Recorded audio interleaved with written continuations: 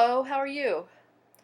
The title of the book I reviewed is Educating Teachers for Diversity, Seeing with a Cultural Eye by Jacqueline Jordan Irvine.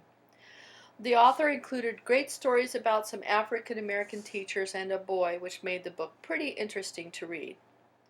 According to Irvine, in order to ensure our culturally and racially diverse students get the quality education they need and deserve, changes should be made to research, curriculum, and classroom interactions. Students from ethnically and racially diverse populations are capable of learning and need to experience caring relationships with their teachers to gain the most from their education. She says culturally specific teaching styles, which differentiate black and white teachers, cause deficits in the learning experiences of black students. For me, the most important inclusion in this book can be found in the first chapter, The Education of Children Whose Nightmares Come Both Day and Night. According to Irvine, this title describes the life African American children of poverty live. They get no relief from the nightmare poverty brings with it, whether day or night, and for me, this chapter describes why teachers need to learn what it means to be culturally responsive. We need to be empathic and caring toward our students, whether they share our cultural heritage or racial heritage, whether white educators should consider their personal biases, and if these biases are impacting our culturally diverse students. Irvine describes a brief conversation she had with a child she met casually one day in a poor Atlanta, Georgia neighborhood while she was sitting on the steps of her church.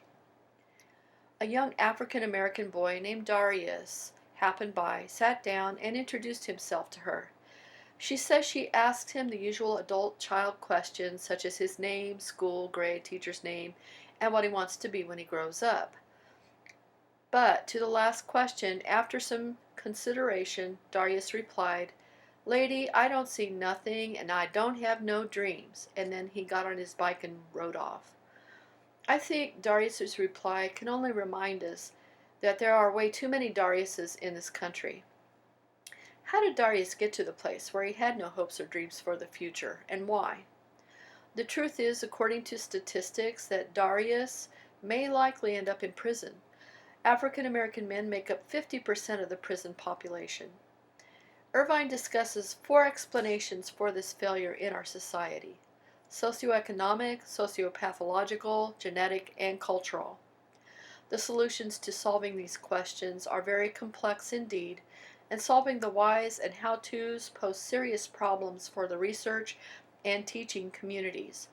Having the right solutions to these questions can be elusive because there are so many variables to consider, but there is a general consensus that currently, according to Irvine, the best solution to this problem is producing caring, competent teachers. She says learning is vastly improved when teachers develop caring relationships with their students. Caring teachers turn schoolhouses into school homes, where the three C's, caring, concern, and connection, are as important as the 3 R's. Irvine describes an African American student in her research who used the adjectives caring, sympathetic, dedicated, friendly, and funny when describing her favorite teacher. The student also added, "My teacher has all these wonderful qualities, but don't be fooled. She was in control." This student told about an incident in which the whole class failed a test. The teacher, Mrs. Washington, let the students know she was not happy with the results of the test, reacting disagreeably to a couple of the students, and then saying, "Getting ready to get hot in here." And then, on the spot, Mrs. Washington made up a rap about self-esteem, confidence, and hard work. The student said, "We were clapping and laughing and still scared, but Mrs. Washington had made her point." Mrs. Washington's insight educates her on how to interact socially and authoritatively with her African American students. Mrs. Washington was a culturally responsive teacher, and just the right mixture of caring and confidence on her part allowed her to connect with her students on the cultural level a white teacher might have missed. Irvine includes that African American teachers must recognize that their race and culture are critical components of their conscious and subconscious selves and become manifest in their work. Irvine also includes African American warm demanders as well as other teachers of color provide a tough-minded, no-nonsense, structured, disciplined classroom environment for young people whom society has psychologically and physically abandoned. Strongly identifying with their students and determined to give them a future, these teachers believe that culturally diverse children not only can learn, but must learn. Based on the research she and other colleagues, such as Gloria Ladson Billings, have compiled, Irvine has developed three propositions. These three propositions state why teachers of color are: 1. Cultural translators and mediators for students who fail in our school systems because of differing home cultures. 2. Teachers of color have higher expectations of their students than their white counterparts and see themselves as surrogate parents to their students. And 3. The unique, culturally based teaching styles of teachers of color connect with students whom the system has failed. Irvine also talks about Sonia Nieto's research complementing these findings. Nieto found that teachers of color have often experienced inequality and alienation in their own schooling and can relate to students in ways that white teachers cannot. Teachers of color, she stated, understand linguistic and cultural student codes and often share the hopes, dreams, and expectations of their families. Further, Irvine discusses the culturally specific teaching styles of African American teachers and white teachers.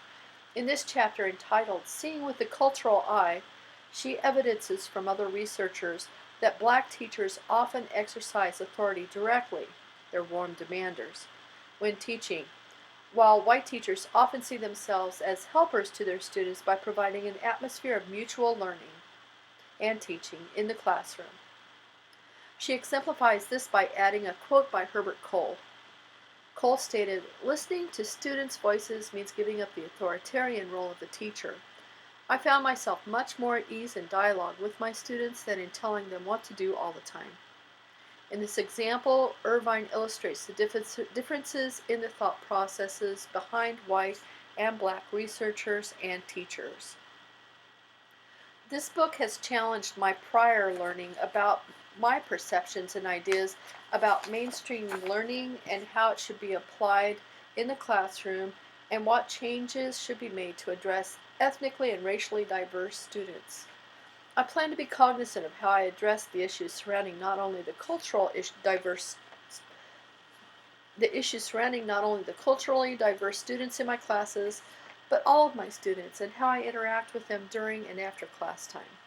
When teaching students of color, I will remember Jacqueline Jordan Irvine's advice to see my students through a cultural eye by believing that culturally diverse children not only can learn, but must learn. Culturally diverse students, like Darius, need to learn to become happy and productive members of society, and their teachers need to be active helpers to these students so they can change their current probable outcomes as adults. As a result of reading Educating Teachers for Diversity, Seeing with a Cultural Eye, I have decided to turn our schoolhouse into a school home by providing a caring and concerned environment where students feel like we can make connections to learning and to each other. Irvine talks about researchers practicing seeing through their third eye. I will try to look beyond the limitations of the physical eye to what in Asian philosophy is called the third eye. The third eye is situated at the center of one's forehead and is a symbol of transcendent wisdom and extraordinary insight. I plan to use this third eye philosophy when planning lessons for and interacting with my students. Since I am an art education major, I think this third eye philosophy will fit perfectly with planning curriculum and creating a respectful, positive, and trustworthy art classroom environment. Irvine concludes, there are other researchers whose work supports my conclusions that teachers execute their practice and look at teaching through their cultural eye. I think as teachers, no matter what discipline we teach, using a cultural eye in planning curriculum and in our everyday teaching and interactions with our students could be the difference not only our ethnically and racially diverse students need, but all of our students.